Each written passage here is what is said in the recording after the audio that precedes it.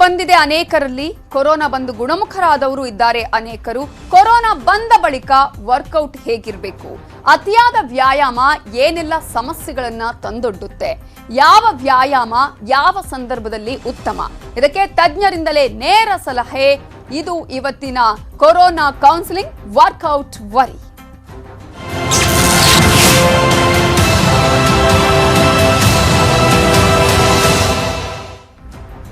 Corona ಸೋಂಕಿನಿಂದ ಚೇತರಿಕೆ ಆಗಿದ್ದೀರಾ? ಜಿಮ್ಗಳಲ್ಲಿ ವರ್ಕೌಟ್ಗೂ ಮುನ್ನ ಎಚ್ಚರ. ಚೇತರಿಕೆ ಕೂಡಲೇ ವರ್ಕೌಟ್ ಮಾಡೋದು ಭಾರಿ ಅಪಾಯ. ಕೊರೋನಾ ಸೋಂಕಿನಿಂದ ಬಳಲ್ತಾ ಇದ್ದವರು ಕೂಡ ನೋಡಬೇಕಾಗುತ್ತೆ. ಕೊರೋನಾ ಸೋಂಕಿನಿಂದ ಗುಣಮುಖರಾದವರು ಕೂಡ ವರ್ಕೌಟ್ ಮಾಡುವ ಮುನ್ನ ಯಾವುದೇ ರೀತಿಯಾದಂತಹ ದೇಹವನ್ನು ದಂಡನೆ ಮಾಡೋದಕ್ಕಿಂತ ಮುಂಚೆ ಸಾಕಷ್ಟು ಎಚ್ಚರಿಕೆಯನ್ನ ವಹಿಸಬೇಕಾಗುತ್ತೆ. ಯುವ ಸಮೂಹವನ್ನೇ ಈಗ ಹೆಚ್ಚಾಗಿ ಕಾಡಿದ್ದು ಎರಡನೇ ಅಲೆ ಯಾವ ರೀತಿಯಾಗಿ ದೊಡ್ಡ ಮಟ್ಟದಲ್ಲಿ ಎಫೆಕ್ಟ್ ಆಗಿದೆ ಅನ್ನೋದು ನಮ್ಗೆಲ್ರಿಗೂ ಕೂಡ ಗೊತ್ತಿದೆ. ಸೊ ಜಿಮ್ಗಳಲ್ಲಿ ವರ್ಕೌಟ್ ಮಾಡೋದೇ ಯುವ ಸಮೂಹ. ಗುಣಮುಖರಾದ ಯುವಕರಿಗೆ ಒಂದು ಕಿವಿ ಮಾತಿದೆ. ಯಾಕಂದ್ರೆ ಹೆಚ್ಚೆಚ್ಚಾಗಿ ದೇಹವನ್ನ ದಂಡನೆ ಮಾಡಿದಂತಹ ಸಂದರ್ಭದಲ್ಲಿ ಕೊರೋನಾ ಬಂದ ಬಳಿಕ ಇಮಿಡಿಯೇಟ್ ಆಗಿ ನಾವು ವರ್ಕೌಟ್ ಮಾಡ್ತೀವಿ ಅಥವಾ ಯಾವುದೇ ರೀತಿಯ ವ್ಯಾಯಾಮವನ್ನು ಮಾಡೋದ್ರ ಮೂಲಕ ದೇಹವನ್ನ ದಂಡನೆ ಮಾಡೋದ್ರ ಮೂಲಕ ನಿಮ್ಮ ಪ್ರಾಣಕ್ಕೆ ಕುತ್ತು ಬರಬಹುದು ಜೋಕೆ. ಚೇತರಿಕೆ ಬಳಿಕ ಏನೆಲ್ಲ ಸಮಸ್ಯೆ ಆಗುತ್ತೆ ಗೊತ್ತಾ? ಹೆಚ್ಚು ದೇಹವನ್ನ ದಂಡಿಸಿದ್ರೆ ಆಗುವ ಅಪಾಯಗಳು ಏನೇನು? ಕೊರೋನಾ ಹೇಗೆಲ್ಲ ಹಾನಿ ಮಾಡಿರುತ್ತೆ ನಮ್ಮ ದೇಹವನ್ನ?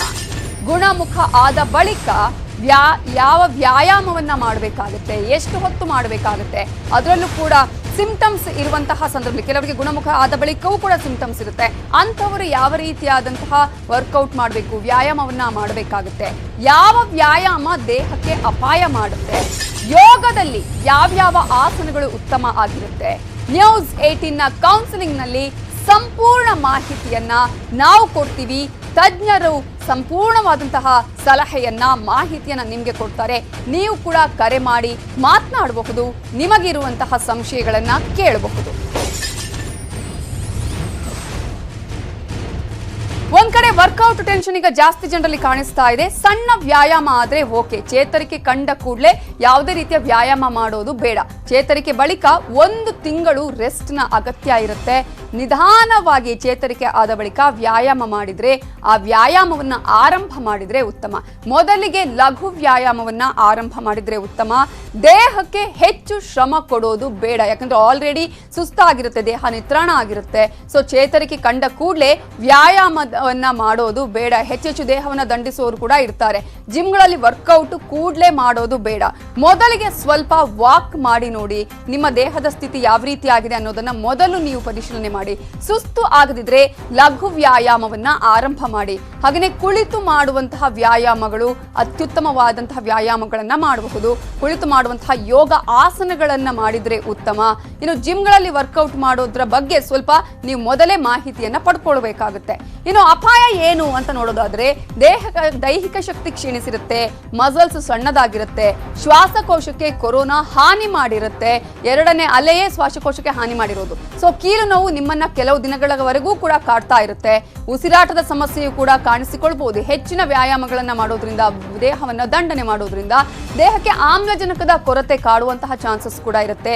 ಅತಿಯಾದ ವರ್ಕೌಟ್ನಿಂದ ಹೃದಯದ ಸಮಸ್ಯೆಗಳು ಕೂಡ ಕಾಣಿಸಿಕೊಳ್ಳಬಹುದು.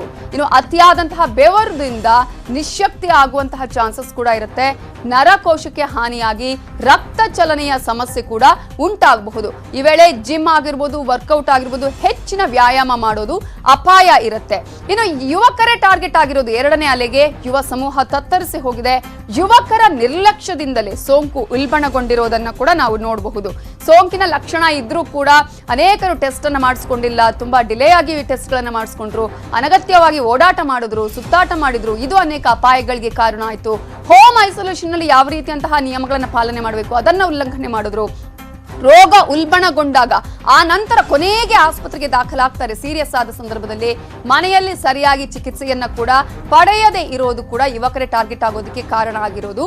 ಔಷಧಿ ತೆಗೆದುಕೊಳ್ಳಿ ನಿರ್ಲಕ್ಷ್ಯವನ್ನ ಮಾಡಿರೋದು, ಇದರಿಂದ ಇತರರಿಗೂ ಕೂಡ ಸೋಂಕು ಸ್ಪ್ರೆಡ್ ಆಗಿದೆ.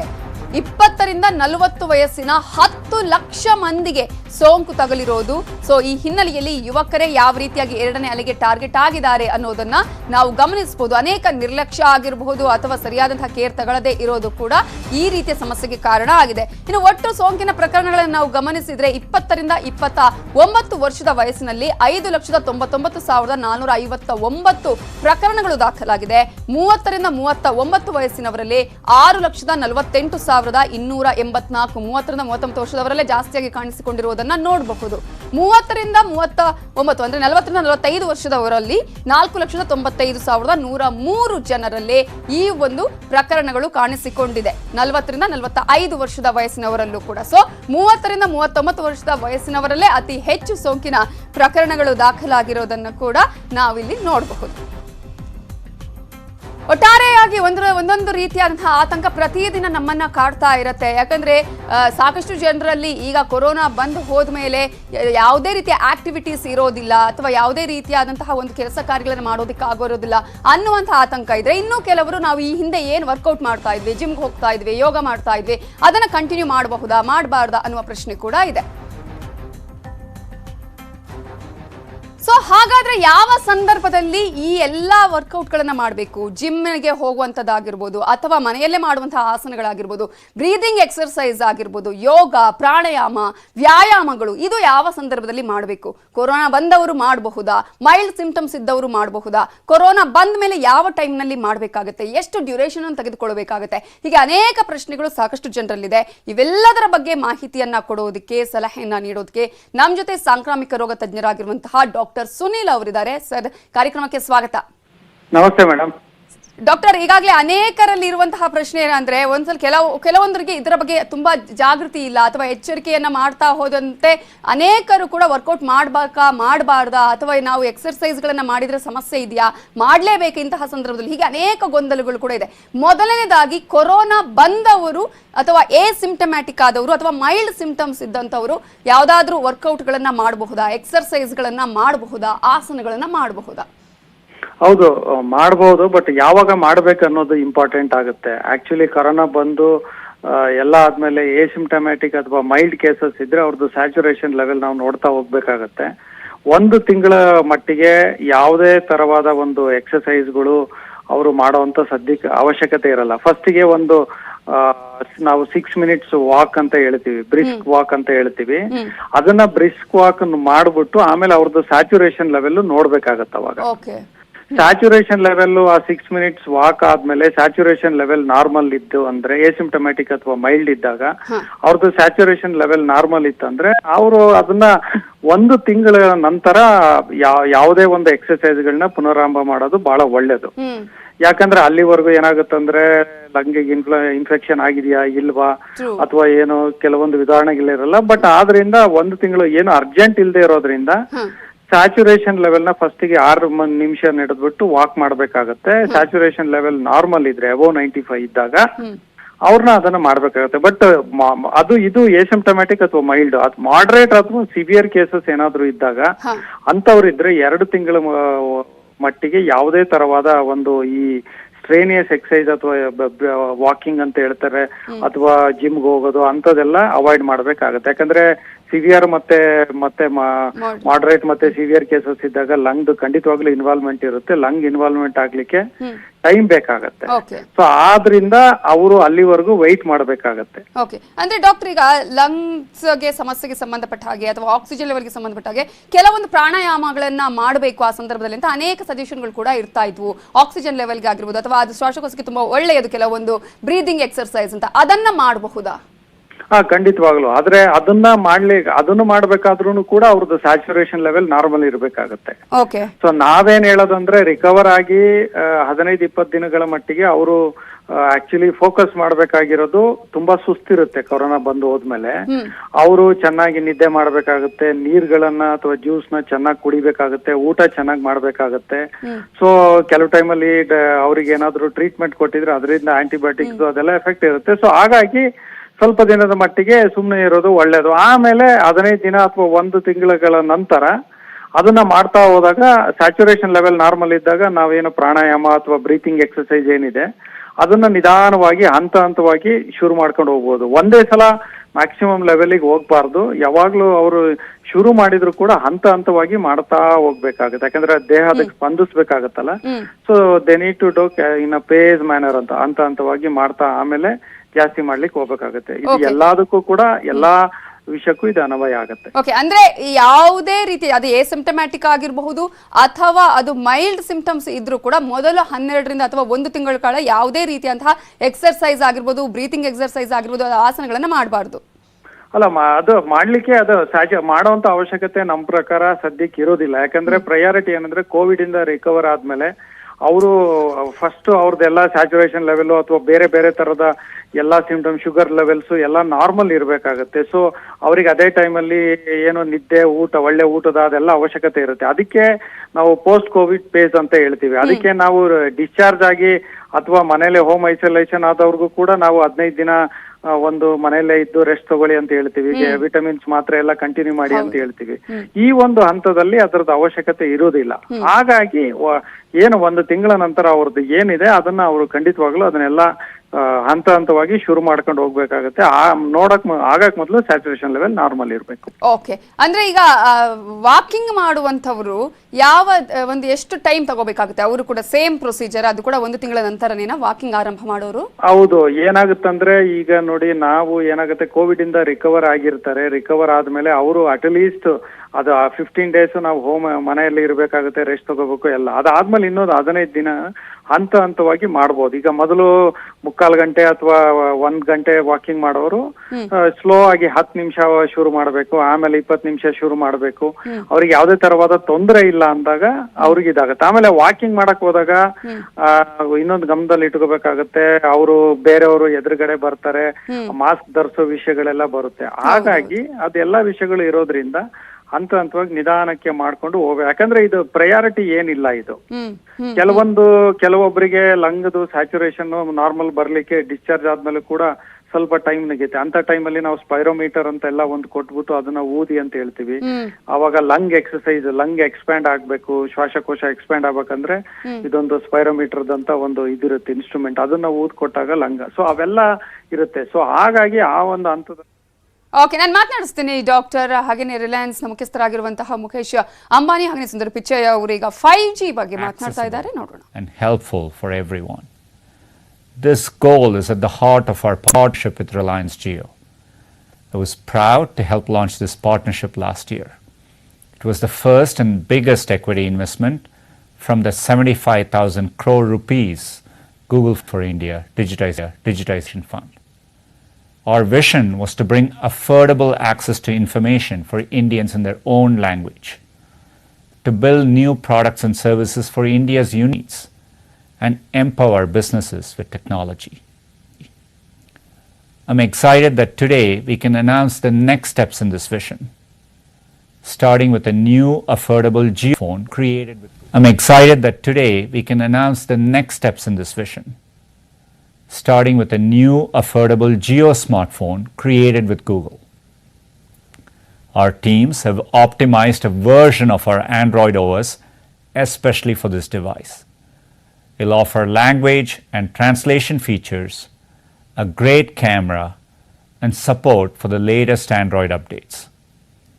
It's built for India, and it'll open up new possibilities for millions of new users who will experience the internet for the very first time. And we can't wait to show you the device later this year. I'm also proud to announce that we are taking our collaboration further with a new 5G partnership between Google Cloud and Jio. It will help more than 1 billion Indians connect to a faster and better internet, support businesses in their digital transformation, and help Jio build new services in sectors like health, education, and more, laying a foundation for the next phase of India's digitization. As part of this collaboration, Reliance will also shift its core retail businesses to Google Cloud's infrastructure. They'll be able to take advantage of Google's AI and machine learning, e-commerce, and demand forecasting offerings.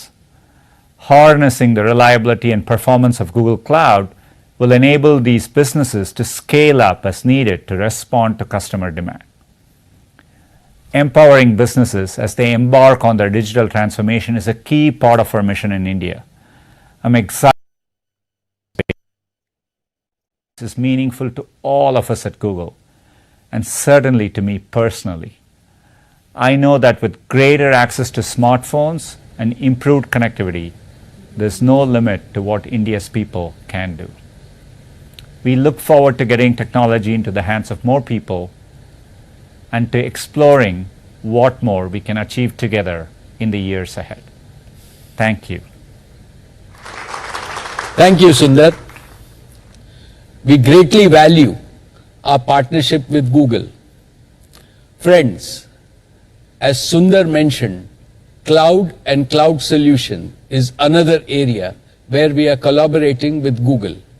Jio will use Google Cloud's cutting-edge technologies to power Jio's 5G solutions and for powering the internal needs of key Reliance growth businesses like Reliance Retail, JioMart, JioSaavn, and JioHealth. Friends, we have also made significant progress in collaborations that we announced last year. Let me start with Facebook. We have launched an initial set of integrations between WhatsApp and JioMart on a trial basis, and the response from WhatsApp and JioMart customers is encouraging, along with lots of valuable feedback. Our joint teams are actively developing the full new commerce solution linking merchants and consumers, and we plan to progressively launch these over the next few quarters. With Microsoft, we have operationalized an initial 10 megawatt capacity of Jio Azure cloud data centers in 2 cities, Jamnagar and Nagpur. We are currently onboarding the initial group of pilot customers, and we plan to expand our data center capacity and our offerings to a growing number of SMEs and startups over the coming quarters. We are indeed privileged to have partners like Facebook, Google, and Microsoft, in whose company our efforts to create a digital society in India seems that much easier. Friends, across the world, the past 15 months have been challenging for on-the-ground physical work. JioFiber, Jio's optic fiber-based gigabit speed fixed broadband services have also faced similar challenges. The pace of optic fiber deployment, building connectivity, and home installations have all been slower than expected because of lockdowns and other restrictions across our country. Despite this, I am glad to announce that JioFiber has acquired more than 2 million new premises over the past year, following all safety protocols for our customers and employees. Now, with a cumulative base of 3 million active homes and business users, JioFiber has become the largest and fastest growing fixed broadband operator in India. Data consumption on JioFiber has grown to more than 3.5 times compared to a year ago.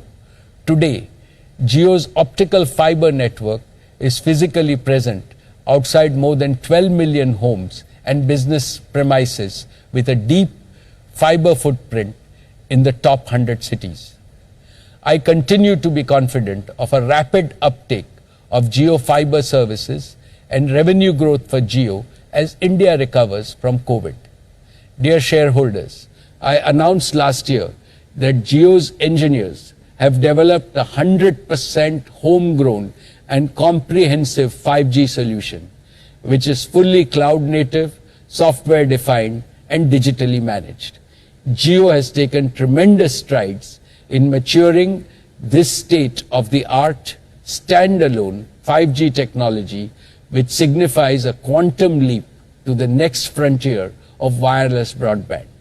Together with our partners, we have tested the Jio 5G solutions in India, and we successfully demonstrated speeds well in excess of 1 gigabit per second.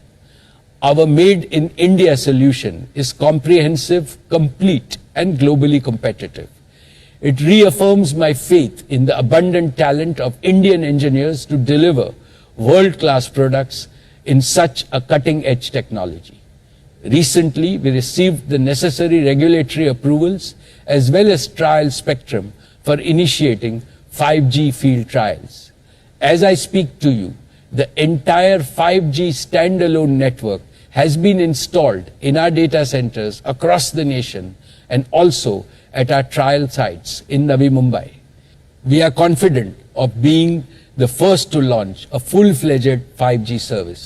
And because of our converged, future-proof architecture, Jio's network is uniquely positioned to quickly and seamlessly upgrade from 4G to 5G. To develop the end-to-end 5G ecosystem, we are now working with leading global partners to develop a full range of 5G capable devices. The Jio 5G technology is well positioned to create compelling applications for consumers and enterprises spanning healthcare, education, entertainment, retail, and other key verticals of the economy. One exciting 5G-enabled solution that Jio is developing with our Sir H.N. Reliance Foundation Hospital is a state-of-the-art connected ambulance.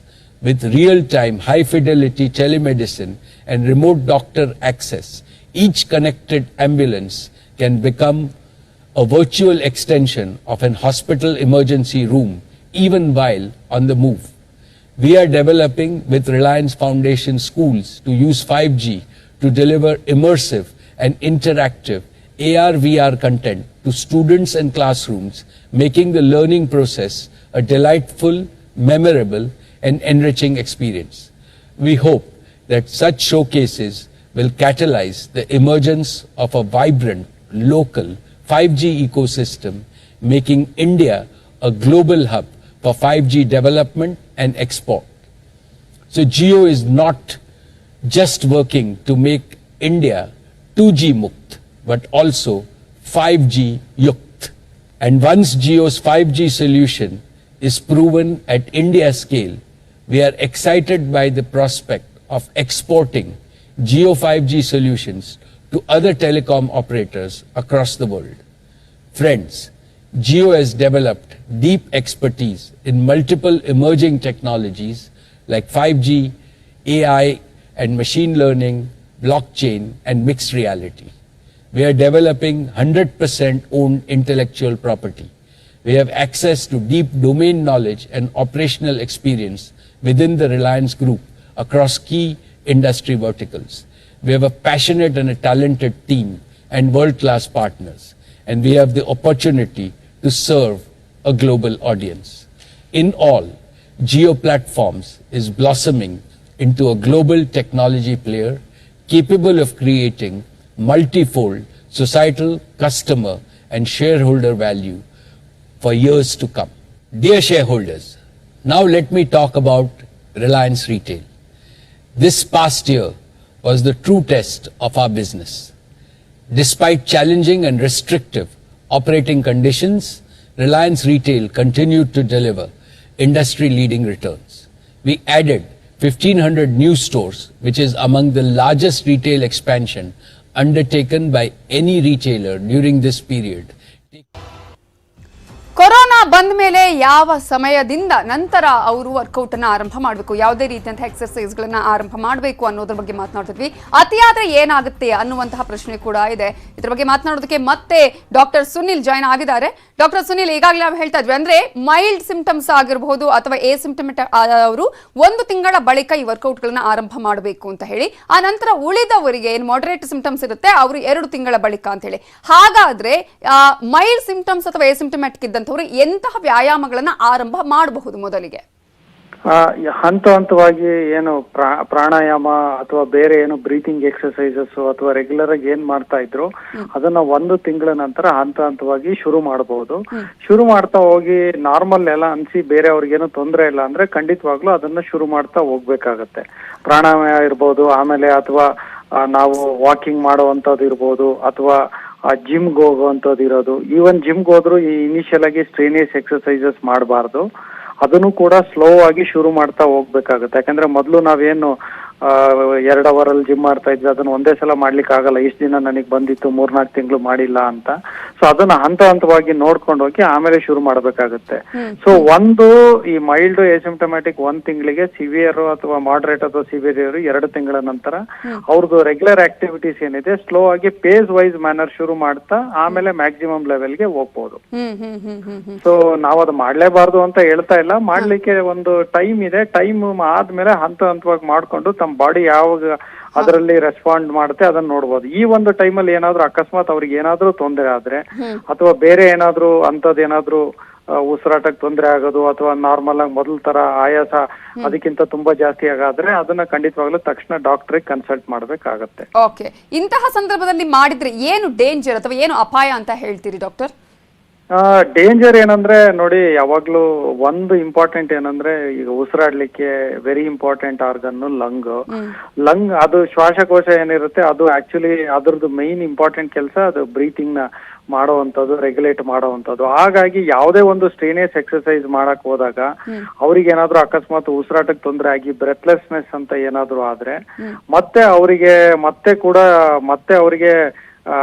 ಮತ್ತೆ doctor ಹತ್ರ ತೋರಿಸ್ಬಿಟ್ಟು ಅವರಿಗೆ ನೋಡುವಂತ ಅವಶ್ಯಕತೆ ಇರುತ್ತೆ. ಹಾಗಾಗಿ ಯಾವುದೇ ಒಂದು ಈಗೇನು ನಾವು ಈಗ ಒಂದು ಲಾಸ್ಟ್ ಮೊದಲನೇ ಎಲೆ ಇರ್ಬೋದು, 2ನೇ ಎಲೆ ಇರ್ಬೋದು, ಇಂಥ ಯಾವ ಕೇಸಸ್ ನಮ್ಗೇನ್ ರಿಪೋರ್ಟ್ ಆಗಿಲ್ಲ. ಹೋಗ್ಬಿಟ್ಟು ಅಥವಾ ಅದರಿಂದ ಯಾರಿಗೆ ತೊಂದರೆ ಆಗಿದೆ ಆತರ ಯಾವ ಕೇಸಸ್ ನಮ್ಮ ರಾಜ್ಯದಲ್ಲಂತೂ ಎಲ್ಲೂ ರಿಪೋರ್ಟ್ ಆಗಿಲ್ಲ. ಮಾಡಬಹುದು, ಬಟ್ ಏನಾದ್ರು ಆತರ ಆದ್ರೆ ಅನಿವಾರ್ಯ, ಅಕಸ್ಮಾತ್ ಏನಾದ್ರು ಆದ್ರೆ ಅವರಿಗೆ ಉಸಿರಾಟಕ್ಕೆ ತೊಂದರೆ ಆಗ್ಬೋದು, ಅದರಿಂದ ಬ್ರೀತಿಂಗ್ ಮೇಲೆ ಎಫೆಕ್ಟ್ ಆಗ್ಬೋದು, ಅಥವಾ ಬೇರೆ ಏನಾದ್ರು ಆದ್ರೆ ಅದು ಖಂಡಿತವಾಗ್ಲೂ ಯಾವ ತರದಲ್ಲಿ ತೊಂದರೆ ಇರುತ್ತೆ ಅನ್ನೋದನ್ನ ಡಾಕ್ಟರ್ ಕನ್ಸಲ್ಟ್ ಮಾಡಿದ್ಮೇಲೆ ಅವ್ರು ಹೇಳ್ತಾರೆ. ಬಟ್ ಯಾವ್ದು ಕೂಡ ಲಿಟ್ರೇಚರ್ ರಿವ್ಯೂ ಮಾಡಿದಾಗ ಕೂಡ ಆತರ ಘಟನಾವಳಿಗಳು ಖಂಡಿತವಾಗ್ಲೂ ಎಲ್ಲೂ ಆಗಿಲ್ಲ.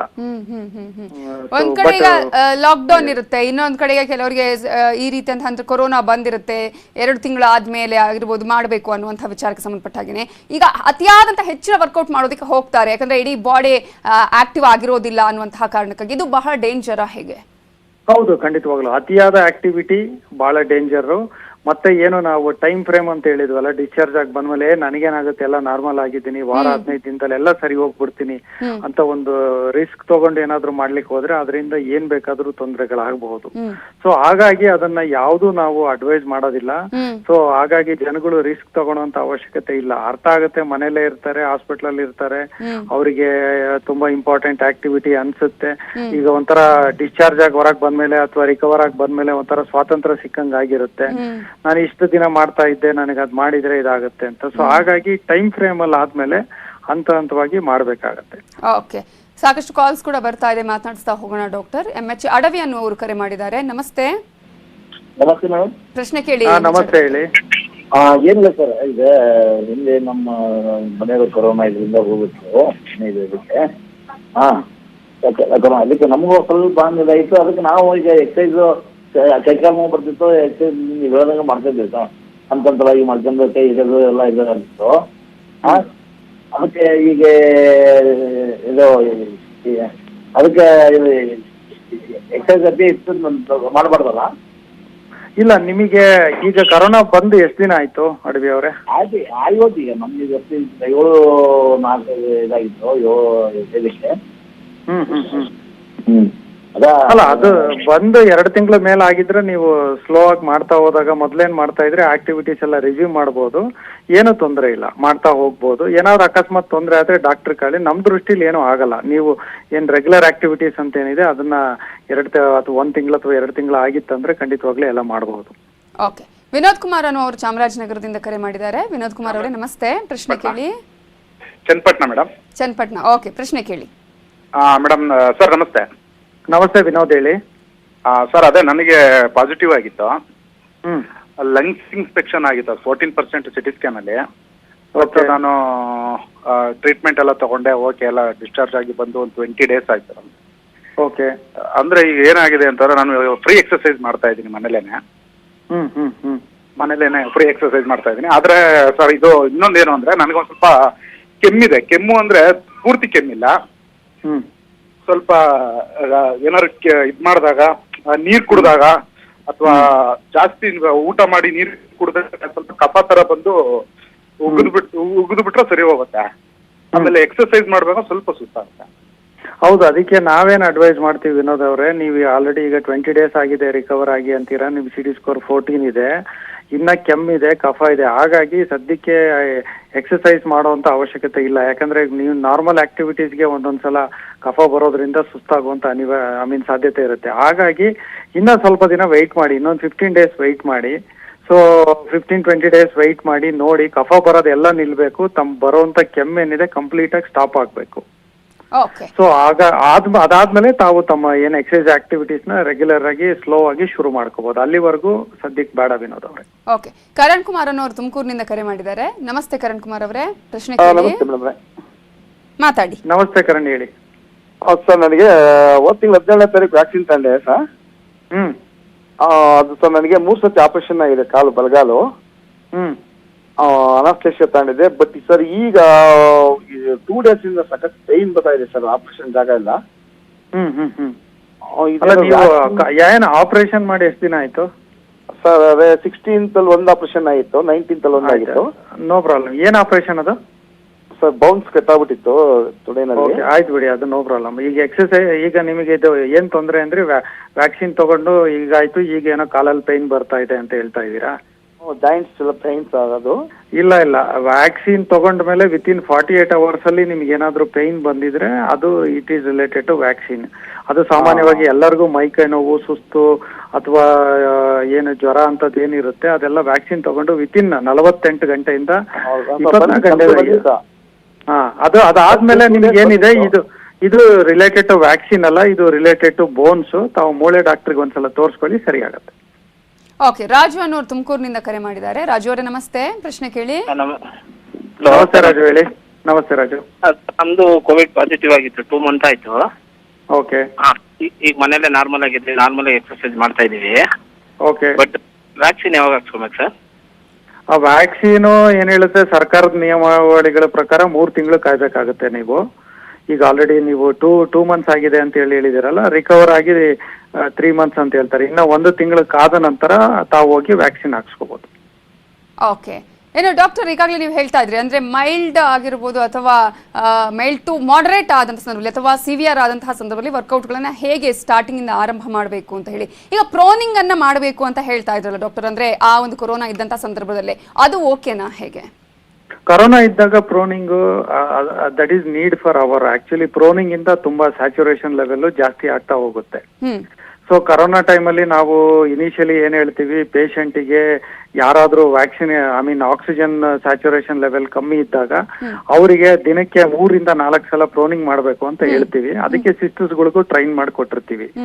ಸೊ ಅದೇ ಒಂದು ವ್ಯಕ್ತಿಗೆ ಈವನ್ ವೆಂಟಿಲೇಟರ್ ಅಲ್ಲಿ ಇದ್ದಾಗೂ ಕೂಡ NABM ಅಂತ ಏನೋ ನಾವು ಹೇಳ್ತೀವಿ, ವೆಂಟಿಲೇಟರ್ ಹಾಕಕ್ ಮೊದಲು ಹೈ ಫ್ಲೋ ನೇಸಲ್ ಆಕ್ಸಿಜನ್ ಅಂತ ಮಾಡೋ ಟೈಮಲ್ಲಿ ಕೂಡ ಪ್ರೋನಿಂಗ್ ಅಂತ ಮಾಡ್ತಾ ಹೋಗ್ತೀವಿ.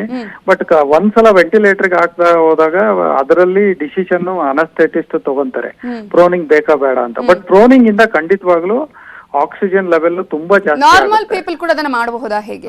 ನಾರ್ಮಲ್ ಪೀಪಲ್ಗೆ ಇದುವರೆಗೂ ಏನು ಅಂತ ಇಂಪ್ರೂವ್ಮೆಂಟ್ ಏನಿಲ್ಲ, ಯಾಕಂದ್ರೆ ನಾರ್ಮಲ್ ಪೀಪಲ್ಗೆ ಸ್ಯಾಚುರೇಷನ್ ನಾರ್ಮಲ್ ಇರುತ್ತೆ. ಹಾಗಾಗಿ ಅದನ್ನ ಅಡ್ವೈಸ್ ನಾವೇನು ಮಾಡೋದಿಲ್ಲ ನಾರ್ಮಲ್ ಪೀಪಲ್ಗೆ. ಸೊ ಕೋವಿಡ್ ಅಲ್ಲಿ ಇದ್ದಾಗ ಆಕ್ಸಿಜನ್ ತಗೋಬೇಕಾದ್ರೆ ಸ್ಯಾಚುರೇಷನ್ ಲೆವೆಲ್ ಕಮ್ಮಿ ಇದ್ದಾಗ ಅಷ್ಟೇ ಪ್ರೋನಿಂಗ್ ಇಂದ ಉಪಯೋಗ ಇರುತ್ತೆ. ಒಂದ್ಸಲ ಸ್ಯಾಚುರೇಷನ್ ಲೆವೆಲ್ ನಾರ್ಮಲ್ ಆದಾಗ ಇದು ನಿಮಗೆ ಪ್ರೋನಿಂಗ್ ಅವಶ್ಯಕತೆ ಇರುವುದಿಲ್ಲ. ಓಕೆ. ರೇಣುಕಪ್ಪ ಅನ್ನೋರು ಆನೇಕಲ್ಲಿಂದ ಕರೆ ಮಾಡಿದ್ದಾರೆ. ರೇಣುಕಪ್ಪ ಅವರೇ ನಮಸ್ತೆ, ಪ್ರಶ್ನೆ ಕೇಳಿ. ನಮಸ್ತೆ ಮೇಡಮ್. ಪ್ರಶ್ನೆ ಕೇಳಿ. ನಮಸ್ತೆ ರೇಣುಕಪ್ಪ ಅವ್ರು, ಹೇಳಿ. ಸರ್ ನಮಸ್ತೆ ಸರ್. ಅದೇ ನಮ್ಗೆ ಕೋವಿಡ್ ಆಗಿ 1 ತಿಂಗಳಾಗಿ ಡಿಸ್ಚಾರ್ಜ್ ಆಗಿ ಮನೇಲಿ ಇದ್ದೀನಿ ಸರ್. ಸುಸ್ತೇ ಕಮ್ಮಿ ಆಗ್ತಾ ಇದೆ ಸರ್. ಹೌದು. ತಮ್ಗೆ ಎಷ್ಟು ವಯಸ್ಸು? 53 ಸರ್. BP ಶುಗರ್ ಏನಾದ್ರು ಇದೆಯಾ? BP ಮಾತ್ರ ಇದೆ ಸರ್, ಅದು ಒಂದು ಟ್ಯಾಬ್ಲೆಟ್ ತಗೊಂತಾ ಇದೀನಿ, ಲೋಗರ್. No problem. ಇಲ್ಲ, ಈಗ ನಾವ್ ಏನಂದ್ರೆ ಕೋವಿಡ್ ಆಗಿ ನೀವು 1.5 ತಿಂಗಳು ಅಂತೀರ. ಕೆಲವೊಬ್ಬರಿಗೆ ಏನಾಗುತ್ತಂದ್ರೆ ಇದು ಕಾಯಿಲೆ ಬಂದಿರೋದ್ರಿಂದ ಕೆಲವರಿಗೆ ತಿಂಗಳಾನುಗಟ್ಲೆ ಸುಸ್ತಿರುತ್ತೆ. ಹಾಗಾಗಿ ನೀವೇನ್ ತಲೆ ಕೆಡಿಸ್ಕೋಬೇಡಿ. ಚೆನ್ನಾಗಿ ನಿದ್ದೆ ಮಾಡಿ, ಚೆನ್ನಾಗಿ ಊಟ ಮಾಡಿ, ಚೆನ್ನಾಗಿ ನೀರು ಏನು ಫ್ಲೂಯಿಡ್ ನೀರಿನಂಶ, ನೀರು, ಜ್ಯೂಸ್ಗಳು ಎಲ್ಲ ಕುಡೀರಿ. ಆಮೇಲೆ ಏನು ತೊಂದರೆ ಮಾಡ್ಕೋಬೇಡಿ. ಆಮೇಲೆ ಮಾನಸಿಕವಾಗಿ ನಾನು ಇನ್ನೂ ಸುಸ್ತು ಅಂತ ಒಂದು ಯೋಚನೆ ಮಾಡ್ಲಿಕ್ಕೆ ಹೋಗ್ಬೇಡಿ. ಸೊ ಅದು ಒಂದ್ ಸ್ವಲ್ಪ ಮೈಂಡ್ ನಲ್ಲಿ ಕೂಡ ಇರುತ್ತೆ. ಸೊ ಇವನ್ನೆಲ್ಲ ಮಾಡಿದ್ರೆ ಖಂಡಿತವಾಗ್ಲೂ ತಮ್ಗೆ ಸರಿ ಹೋಗುತ್ತೆ, ಏನೂ ತಲೆ ಕೆಡಿಸ್ಕೊಳ್ಳೋ ಅವಶ್ಯಕತೆ ಇಲ್ಲ. ಓಕೆ. ಆನಂದ್ ಅನ್ನೋರು ಆನೇಕಲ್ನಿಂದ ಬೆಳಗಾವಿಯಿಂದ ಕರೆ ಮಾಡಿದ್ದಾರೆ. ಆನಂದ್ ಅವರೇ ನಮಸ್ತೆ, ಪ್ರಶ್ನೆ ಕೇಳಿ. ನಮಸ್ತೆ ಸರ್. ನಾನು ಪಾಸಿಟಿವ್ ಆಗಿ ಇವಾಗ ರಿಕವರಿ ಆಗಿ 1 ಮಂತ್ ಆಯ್ತು. ಓಕೆ. ಆಮೇಲೆ ಸರ್ ನನಗೆ ಸ್ವಲ್ಪ ಬ್ಲೋಟಿಂಗ್ ಜಾಸ್ತಿ ಆಗ್ತಾ ಇದೆ, ಆಮೇಲೆ ಸ್ವಲ್ಪ ಪೇನ್, ಅದು ಅಪ್ಪರ್ ಅಬ್ಡೋಮೆನ್. ಸುಮಾರು ಒಂದು 10 days ಆಯ್ತು ಸರ್, ಅದು ಏನು ಅಷ್ಟು ಕಡಿಮೆ ಆಗ್ತಾ ಇಲ್ಲ. ಬ್ಲೋಟಿಂಗ್ ಆಮೇಲೆ ಅದು ಜಿಪಾಯ್ಡ್ ಅಂತ ಇರುತ್ತೆ ಅಲ್ಲ ಸರ್, ಆ ಭಾಗದಲ್ಲಿ ಸ್ವಲ್ಪ ಪೇನ್ ಬರುತ್ತೆ. ಅಲ್ಲ that it may not be related to Covid. ಹಾಗಾಗಿ ತಾವು ಒಂದ್ಸಲ ಸರ್ಜನ್ ಡಾಕ್ಟರ್ಗೆ ತೋರಿಸಿ, it could be something else, not because of Covid ಈ ತರ ಇರೋದು. ಸೊ ಹಾಗಾಗಿ ಸರ್ಜನ್ ಡಾಕ್ಟರ್ ತೋರಿಸಿದ್ರೆ ತಮ್ಮ ಸಮಸ್ಯೆಗೆ ಪರಿಹಾರ ಸಿಗುತ್ತೆ. ಓಕೆ, ಧನ್ಯವಾದಗಳು ಕರೆ ಮಾಡಿದ್ದಕ್ಕಾಗಿ. ಡಾಕ್ಟರ್ ಬ್ರೇಕ್ ಆದ್ಮೇಲೆ ವರ್ಕೌಟ್ ವರಿ ಕಾರ್ಯಕ್ರಮವನ್ನ ಮುಂದುವರಿಸ್ತಾ, ವರ್ಕೌಟ್ ಯಾವಾಗ ಆರಂಭ ಮಾಡಬೇಕು, ಎಷ್ಟು ಸಮಯ ಮಾಡಬೇಕು, ಹೆಚ್ಚಿನ ಮನಸ್ಸಾಗಿ ಮಾಡಿದ್ರೆ ಏನೆಲ್ಲ ಸಮಸ್ಯೆಗಳಾಗುತ್ತೆ ಅನ್ನೋದ್ರ ಬಗ್ಗೆ ಮಾತನಾಡ್ತಾ ಇದ್ವಿ. ಕಾಲ್ಸ್ ಕೂಡ ಸಾಕಷ್ಟು ಬರ್ತಾ ಇದೆ, ಒಬ್ಬೊಬ್ರು ಕಾಲ್ ಮಾಡ್ತಾ ಇದ್ದಾರೆ. ಹಾಗೇನೆ ಈಗ ಶಿವಮೊಗ್ಗದಿಂದ ಕಿರಣ ದೇಸಾಯಿ ಅನ್ನೋರು ಕರೆ ಮಾಡಿದ್ದಾರೆ. ನಮಸ್ತೆ, ಪ್ರಶ್ನೆ ಕೇಳಿ. ನಮಸ್ಕಾರ ಮೇಡಮ್. ಪ್ರಶ್ನೆ ಕೇಳಿ ಕಿರಣ್ ಅವರೇ. ಸರ್ ನಮಸ್ತೆ ಸರ್. ನಮಸ್ತೆ ಕಿರಣ್, ಹೇಳಿ. ಸರ್ ಏನಾಗಿದೆ ಗೊತ್ತಾ, ಈಗ ನಾನು ಹೋಮ್ ಐಸೋಲೇಷನ್ ಅಲ್ಲಿ ಇದ್ದೀನಿ ನಾನು. ಓಕೆ. ನಾನು ಏಪ್ರಿಲ್ 18th ಫಸ್ಟ್ ಇಂಜೆಕ್ಷನ್ ತಗೊಂಡಿದ್ದೆ, ವ್ಯಾಕ್ಸಿನ್ ತಗೊಂಡಿದ್ದೆ ಸರ್. ಓಕೆ. ಆಕ್ಚುಲಿ ಈಗ 3 ತಿಂಗಳು 82 days ಆಗ್ತಿತ್ತು. ಆದ್ರೆ ನನಗೆ ಈ ಹೋಮ್ ಐಸೋಲೇಷನ್ 15 days ಹೇಳ್ಯಾರಲ್ಲ, ಅದು ಮುಗಿದ ಮೇಲೆ ನಾನು ತಗೋಬಹುದು ಸೆಕೆಂಡ್ ವ್ಯಾಕ್ಸಿನ್ ಅಥವಾ ಇಲ್ಲವೋ? ಇಲ್ಲ, ನೀವು ಈಗ ವ್ಯಾಕ್ಸಿನ್ ಆಲ್ರೆಡಿ, ಈಗ ತಮಗೆ ಕೋವಿಡ್ ಪಾಸಿಟಿವ್ ಅಂತ ಬಂದಿರೋದ್ರಿಂದ ವ್ಯಾಕ್ಸಿನ್ದು ಸೆಕೆಂಡ್ ಡೋಸು ಇನ್ನೂ ಸ್ವಲ್ಪ ಡಿಲೇ ಮಾಡಬೇಕಾಗತ್ತೆ, ಯಾಕಂದ್ರೆ ನ್ಯಾಚುರಲ್ ಆಂಟಿಬಾಡೀಸ್ ಇರುತ್ತೆ ಅಂತ. ಸೊ ಸರ್ಕಾರದ ಹೊಸ ಗೈಡ್ಲೈನ್ ಪ್ರಕಾರ 3 ತಿಂಗಳವರೆಗೂ ಕಾಯ್ಬೇಕಾಗತ್ತೆ. ಓಕೆ, ಧನ್ಯವಾದಗಳು ಕರೆ ಮಾಡಿದ್ದಕ್ಕಾಗಿ. ಇನ್ನು ಡಾಕ್ಟರ್, ಈಗ ಸಾಕಷ್ಟು ಜನರಿಗೆ ಈಗ ಲಂಗ್ಸ್ ಇನ್ಫೆಕ್ಷನ್ ಆಗಿರುತ್ತೆ ಅಥವಾ ಪಲ್ಮನರಿ ಪ್ರಾಬ್ಲಮ್ ಆಗಿರುವಂತಹ ಸಂದರ್ಭದಲ್ಲಿ ಅಥವಾ ಹಾರ್ಟ್ಗೆ ಸಂಬಂಧಪಟ್ಟ ಸಮಸ್ಯೆಗಳು ಬಂದಂತಹ ಸಂದರ್ಭದಲ್ಲಿ ಅವರು ಕೂಡ 2 ತಿಂಗಳ ನಂತರ ಮಾಡಬಹುದಾ, ಹೇಗೆ ಅಂತ ಹೇಳಿ? ಹೌದು, ಖಂಡಿತವಾಗ್ಲು. ಯಾವುದೇ ಒಂದು ಇದರಲ್ಲಿ ನೋಡಿದಾಗ ಅವರು ಡಿಸ್ಚಾರ್ಜ್ ಆದಾಗ, ಅಡ್ಮಿಟ್ ಆದಾಗ ಡಾಕ್ಟರ್ ಏನ್ ಹೇಳ್ತಾರೆ ಅದನ್ನ ಫಾಲೋ ಮಾಡಬೇಕಾಗತ್ತೆ. ಬಟ್ ಜನರಲಿ ಒನ್ಸ್ ಡಿಸ್ಚಾರ್ಜ್ ಆಗಿ ಯಾವುದೇ ಒಂದು ಇದರಲ್ಲಿ ನಾವು ನೋಡಿದಾಗ 2 ತಿಂಗಳ ನಂತರ ನಾರ್ಮಲ್ ಇದ್ರೆ ವ್ಯಕ್ತಿ ಹಂತವಾಗಿ ಶುರು ಮಾಡ್ಬೋದು. ಶುರು ಮಾಡಿ ನಾನು ಮೊದಲ ತರನೇ ಅವ್ರು ಎಕ್ಸರ್ಸೈಸ್ ಮಾಡ್ಲಿಕ್ಕೆ ಆಗಲ್ಲ ಅಂತ ಹೇಳ್ತಾ ಇಲ್ಲ, ಬಟ್ ಒಂದ್ ಸ್ವಲ್ಪ ದಿನ ನಂತರ 2 ತಿಂಗಳಾದ್ಮೇಲೆ ಹಂತವಾಗಿ ಮಾಡ್ತಾ ಹೋದಾಗ 3-4 ತಿಂಗಳಾದ್ಮೇಲೆ ಅವ್ರದ್ದು ರೆಗ್ಯುಲರ್ ಪೇಸ್ ಏನಿದೆ ಅದಕ್ಕೆ ಮಾಡಬಹುದು. So it all depends on ಅವರ ಬಾಡಿ ಹೇಗೆ ರೆಸ್ಪಾಂಡ್ ಮಾಡುತ್ತೆ ಅಂತ ನೋಡಿ. ನನಗೆ ಕಾಯಿಲೆ ಬಂತು ಅಂತ ಹೇಳಿ ನಾವು ಎಲ್ಲ ಸ್ಟಾಪ್ ಮಾಡಿ ಅಂತಲ್ಲ, ಯಾಕಂದ್ರೆ ಎಕ್ಸರ್ಸೈಸ್ ಮತ್ತೆ ವ್ಯಾಯಾಮ ತುಂಬಾ ಇಂಪಾರ್ಟೆಂಟ್. ಹಾಗಾಗಿ ಅವರಿಗೆ ಏನು ತೊಂದರೆ ಇಲ್ಲ ಅಂದ್ರೆ ಒಂದ್ಸಲ ಶುರು ಮಾಡೋದ್ರಲ್ಲಿ ಹಂತವಾಗಿ ಮಾಡ್ತಾ ಹೋಗ್ಬೋದು. ಮೊದಲ ತರನೇ ಅವ್ರು ಮಾಡ್ಬೋದು, ಅದಕ್ಕೆ ಯಾವ್ದು ತೊಂದರೆ ಇರೋದಿಲ್ಲ. ಹೇಮಪ್ಪ ರೆಡ್ಡಿ ಅನ್ನೋರು ತುಮಕೂರಿನಿಂದ ಕರೆ ಮಾಡಿದ್ದಾರೆ. ಹೇಮಪ್ಪ ರೆಡ್ಡಿ ಅವರೇ ನಮಸ್ತೆ, ಪ್ರಶ್ನೆ ಕೇಳಿ. ನಮಸ್ತೆ ಮೇಡಮ್. ನಮಸ್ತೆ, ಪ್ರಶ್ನೆ ಕೇಳಿ. ಸರ್, ನಾವು ಮೇ 5ನೇ ತಾರೀಕು ಕೋವಿಡ್ ಪಾಸಿಟಿವ್ ಬಂದಿತ್ತು. ಓಕೆ. ಅಡ್ಮಿಟ್ ಆಗಿ ಮೇ 15ನೇ ತಾರೀಕು ಡಿಸ್ಚಾರ್ಜ್ ಆಗಿದ್ದೀವಿ ಸರ್ ನಾವು. ಹಾ. ಮುಂಚೆನೆ ಒಂದು ಡೋಸ್ ತಗೊಂಡಿದ್ದೆ ಸರ್ ನಾನು, ಕೋವಿಶೀಲ್ಡ್. ಈಗ ನೆಕ್ಸ್ಟ್ ಯಾವಾಗ ತಗೋಬಹುದು ಸರ್ ನಾವು ನೆಕ್ಸ್ಟ್ ಡೋಸ್? ಹೊಸ ನಿಯಮಾವಳಿಗಳ ಪ್ರಕಾರ ತಾವು 3 ತಿಂಗಳವರೆಗೂ ಕಾಯ್ಬೇಕಾಗತ್ತೆ. ಸೊ ಹಾಗಾಗಿ ತಾವು ಕನ್ಸರ್ನ್ಡ್ ಎಲ್ಲಿ ತಾವು ವ್ಯಾಕ್ಸಿನ್ ತಗೊಂಡಿದ್ರೆ ಅಲ್ಲೋಗಿ ಹೇಳಿದ್ರೆ, ಅಲ್ಲಿ ಭೇಟಿ ಮಾಡಿದ್ರೆ ಅವ್ರು ನಿಮಗೆ ನೆಕ್ಸ್ಟ್ ಡೇಟ್ ಯಾವಾಗ ಅಂತ ತಿಳಿಸ್ಕೊಡ್ತಾರೆ. ಓಕೆ. ಇನ್ನು ಡಾಕ್ಟರ್, ಈಗ ಕೊರೋನಾ ಬಂದಂತಹ ಸಂದರ್ಭದಲ್ಲಿ ಅದು ಯಾವುದೇ ಆಗಿರ್ಬೋದು, ಅಂದ್ರೆ ಮಾಡರೇಟ್ ಆಗಿರ್ಬೋದು, ಸಿವಿಯರ್ ಆಗಿರ್ಬೋದು ಅಥವಾ ಎಸಿಂಪ್ಟಮ್ಯಾಟಿಕ್ ಆದಂತಹ ಸಂದರ್ಭದಲ್ಲಿ ಹೇಗೆ ಬಾಡಿನ ಡ್ಯಾಮೇಜ್ ಮಾಡಿರುತ್ತೆ ಅಂತ ಹೇಳಿ, ಆ ಸಂದರ್ಭದಲ್ಲಿ ತುಂಬಾ ವೀಕ್ ಕೂಡ ಆಗಿರುತ್ತಾರೆ, ಯಾವುದೇ ರೀತಿಯಂತಹ ಅವರಿಗೆ ಯೋಗಗಳಾಗಿರ್ಬೋದು ಅಥವಾ ಎಕ್ಸರ್ಸೈಸ್ ಮಾಡೋದಕ್ಕೆ ಕಷ್ಟ ಸಾಧ್ಯ ಆಗಿರುತ್ತೆ ಅಂತ. ಹೌದು, ಇದು ಒಂದು ಜ್ಞಾಪಕದಲ್ಲಿ ಇಟ್ಕೋಬೇಕು. ಕೊರೋನಾ ಒಂದು ಹೊಸ ಕಾಯಿಲೆ, ಖಂಡಿತವಾಗ್ಲೂ ಬರೀ ಲಂಗ್ಸಿಗಷ್ಟೇ ಡ್ಯಾಮೇಜ್ ಮಾಡಿದೆ ಅಂತ ಹೇಳಿಕ್ ಆಗೋದಿಲ್ಲ. ಸೊ ಕೆಲವೊಂದು ವ್ಯಕ್ತಿಗಳಿಗೆ ಬೇರೆ ಬೇರೆ ಅಂಗಗಳಿಗೆ ಕೂಡ ಕೊರೋನಾ ಇಂದ ಡ್ಯಾಮೇಜ್ ಆಗಿರುವಂತ ಸಾಧ್ಯತೆಗಳು ಇರುತ್ತೆ. ಕೆಲವರಿಗೆ ಶುಗರ್ ಲೆವೆಲ್ ಜಾಸ್ತಿ ಆಗ್ತಾ ಹೋಗುತ್ತೆ. ಇದನ್ನ ನಾವು ಸ್ವಾಭಾವಿಕವಾಗಿ ನೋಡಿದೀವಿ. ಬೀಟಾ ಸೆಲ್ಸ್ ಅಂತ ಏನು ಹೇಳಿದೆ, ಅದನ್ನ ಇದೊಂದು ಈ ವೈರಸ್ ಡೆಸ್ಟ್ರಾಯ್ ಮಾಡೋದ್ರಿಂದ ಶುಗರ್ ಲೆವೆಲ್ ಜಾಸ್ತಿ ಆಗ್ತಾ ಹೋಗುತ್ತೆ. ಒಂದ್ಸಲ ಶುಗರ್ ಲೆವೆಲ್ ಜಾಸ್ತಿ ಆಗ್ತಾ ಹೋದಾಗ ಎಂಟೈರ್ ಬಾಡಿಗೆ ಅದರಿಂದ ತೊಂದರೆ ಆಗುತ್ತೆ. ಹಾಗಾಗಿ ಕೋವಿಡ್ ಇಂದ ಯಾರು ಡಿಸ್ಚಾರ್ಜ್ ಆಗಿ ಬರ್ತಾರೆ ಅವರು ಶುಗರ್ ಲೆವೆಲ್ ನ ನೋಡ್ಕೋಬೇಕಾಗತ್ತೆ. ಒಂದು, ಕೋವಿಡ್ ಅಲ್ಲಿ ಸ್ಟೀರಾಯ್ಡ್ ಕೊಡ್ತಾ ಇರ್ತೀವಿ, ಮೊದಲೇ ಡಯಾಬಿಟಿಕ್ ಇದ್ರೆ ಅವರು ಶುಗರ್ ಲೆವೆಲ್ ನ ಮಾನಿಟರ್ ಮಾಡ್ಕೋಬೇಕಾಗತ್ತೆ. ಎರಡನೇದು, ಈ ಶುಗರ್ ಲೆವೆಲ್ ಇಲ್ದಿದ್ದವರಿಗೂ ಕೂಡ ಈ ಕೋವಿಡ್ ಇಂದ ಏನಿದೆ, ಈ ನಮ್ಮ ಬಾಡಿಲಿ ಬ್ಲಡ್ ಗ್ಲೂಕೋಸ್ ಲೆವೆಲ್ ಜಾಸ್ತಿ ಆಗುವಂತ ಉದಾಹರಣೆಗಳು ತುಂಬಾ ಕೇಸಸ್ ಅಲ್ಲಿ ಕೋವಿಡ್ ಅಲ್ಲಿ ನೋಡಿದೀವಿ. ಹಾಗಾಗಿ ಅವರು ಏನು ಅದು ಒಂದ್ಸಲ ಡಿಸ್ಚಾರ್ಜ್ ಆಗಿ ಬಂದ್ಮೇಲೆ ಅವರು ಶುಗರ್ ನ ಸ್ವಲ್ಪ ದಿನ ಮಾನಿಟರ್ ಮಾಡಬೇಕು. ಅದು ಯಂಗ್ಸ್ಟರ್ಸ್ ಇರ್ಬೋದು ಅಥವಾ ಓಲ್ಡರ್ ಜನರೇಷನ್ ಇರ್ಬೋದು. ಸೊ ಹಾಗಾಗಿ ಅದು ಆಮೇಲೆ ಕೋವಿಡ್ ಬಂದಿರೋದ್ರಿಂದ ಸ್ವಲ್ಪ ಸ್ಟ್ರೆಸ್ ಕೂಡ ಇರುತ್ತೆ, ಅದರಿಂದನೂ ಶುಗರ್ ಲೆವೆಲ್ ಜಾಸ್ತಿ ಆಗುವಂತ ಸಾಧ್ಯತೆಗಳಿರುತ್ತೆ. ಇನ್ನ ಕೆಲವರಿಗೆ ನಮ್ಮ ದೇಶದಲ್ಲಿ ಪ್ರೀ ಡಯಾಬಿಟಿಕ್ ಸ್ಟೇಜ್ ಅಲ್ಲಿ ಇರ್ತಾರೆ. ಸೊ ಅವರಿಗೆ ಕೋವಿಡ್ ಬಂದ್ಮೇಲೆ ಶುಗರ್ ಲೆವೆಲ್ ಜಾಸ್ತಿ ಆಗಿ ಅವರು ಡಯಾಬಿಟಿಸ್ ಹಂತಕ್ಕೆ ಹೋಗುವಂತ ಸಾಧ್ಯತೆಗಳಿರುತ್ತೆ. ಸೊ ಇವೆಲ್ಲ ನೋಡ್ತಾ ಹೋಗ್ಬೇಕಾಗತ್ತೆ. ಆಮೇಲೆ ಅದೇ ರೀತಿ ಬೇರೆ ಇದಕ್ಕೂ ಕೂಡ ಕರೋನಾ ಆಕ್ಟ್ ಮಾಡುವಂತ ಸಾಧ್ಯತೆಗಳಿರುತ್ತೆ. ಹಾಗಾಗಿ ಮೈನ್ಲಿ ಲಂಗ್ಸ್, ಬಟ್ ಬೇರೆ ಎಲ್ಲ ಆಕ್ಟಿವಿಟಿ ಇರೋದ್ರಿಂದ ನಾವು ಅದಕ್ಕೆ ಪೋಸ್ಟ್ ಕೋವಿಡ್ ಫಾಲೋ ಅಪ್ ಅಂತ ಹೇಳ್ತೀವಿ. ಸೊ ಹಾಗಾಗಿ ಯಾವುದೇ ಒಂದು ವ್ಯಕ್ತಿಗೆ ಕೊರೋನಾ ಬಂದು ವಾಸಿ ಆದ್ಮೇಲೆ ಯಾವುದೇ ಒಂದು ಸಿಂಪ್ಟಮ್ ಬಂದ್ರೆ ಖಂಡಿತವಾಗ್ಲೂ ತಕ್ಷಣ ಡಾಕ್ಟರ್ ಕನ್ಸಲ್ಟ್ ಮಾಡೋದು ತುಂಬಾ ಒಳ್ಳೇದು. ಓಕೆ, ಇನ್ನು ವಿಜಯಪುರದಿಂದ ಗಿರೀಶ್ ಅನ್ನೋರು ಕರೆ ಮಾಡಿದ್ದಾರೆ. ನಮಸ್ತೆ ಗಿರೀಶ್ ಅವರೇ, ಪ್ರಶ್ನೆ ನಮಸ್ತೆ. ನಮಸ್ತೆ ಮೇಡಮ್, ಡಾಕ್ಟರ್ ಮಾತಾಡ್ತೇನೆ. ಮಾತಾಡಿ. ಹೇಳಿ ಗಿರೀಶ್, ಹೇಳಿ. ಸರ್, ನಂಗೆ 4ನೇ ತಾರೀಕು ಅಂದ್ರೆ ಇದೇ ತಿಂಗಳು 4ನೇ ತಾರೀಕಿಗೆ 20 ಡೇಸ್ ಹಿಂದೆ ಜ್ವರ ಬಂದಿತ್ತು ಮಧ್ಯಾಹ್ನ. 99.2 ಇತ್ತು ಜ್ವರ. ಡೋಲೋ 650 ತಗೊಂಡೆ. 3 ಡೇಸ್ ಕಂಟಿನ್ಯೂ ಡೋಲೋ 650 ತಗೊಂಡೆ. ಸ್ವಲ್ಪ ತಲೆನೋವು ಇತ್ತು.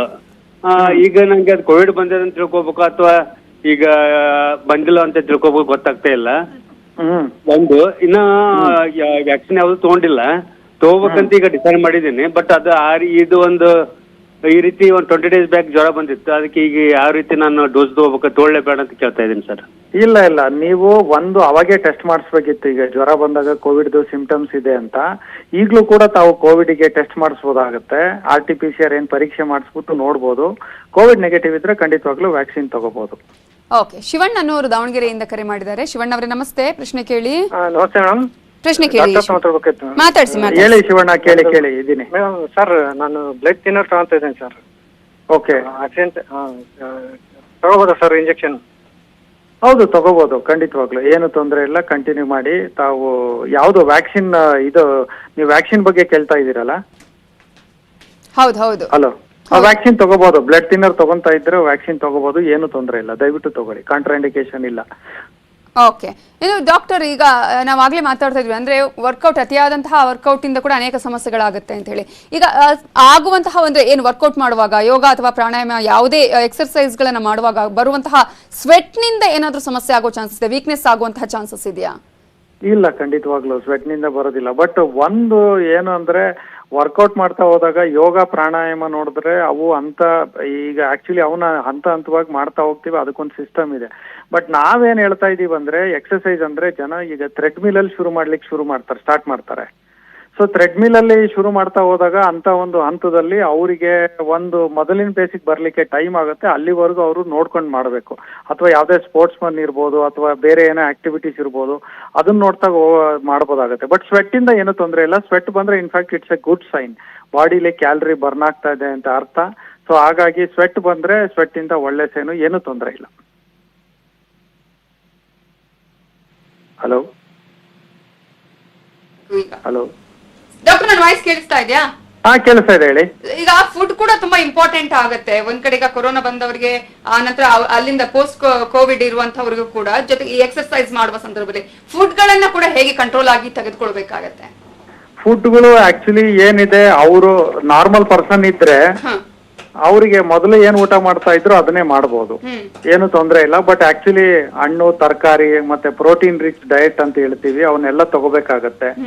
ಸೊ ಎಲ್ಲಿ ಪ್ರೋಟೀನ್ ಅಂಶ ಇರುವಂತ ಯಾವ್ದೇ ಇರುತ್ತೆ. ಮೊಟ್ಟೆ ತಿನ್ನೋದಿದ್ರೆ ಮೊಟ್ಟೆ ತಿನ್ಬೋದು, ನಾನ್ ವೆಜ್ ತಿನ್ನೋದಿದ್ರೆ ನಾನ್ ವೆಜ್ ತಿನ್ಬೋದು, ಏನು ತೊಂದರೆ ಇಲ್ಲ. ಅಕಸ್ಮಾತ್ ಏನಾದ್ರು ಅವರು ಡಯಾಬಿಟಿಕ್ ಅಥವಾ ಹೈಪರ್ ಟೆನ್ಷನ್ ಏನಾದ್ರು ಇದ್ರೆ, ಡಯಾಬಿಟಿಸ್ ಇದ್ರೆ ಡಯಾಬಿಟಿಕ್ ಚಾರ್ಟ್ ಫಾಲೋ ಮಾಡ್ಬೇಕಾಗತ್ತೆ, ಅದು ಇದ್ರದ್ದು.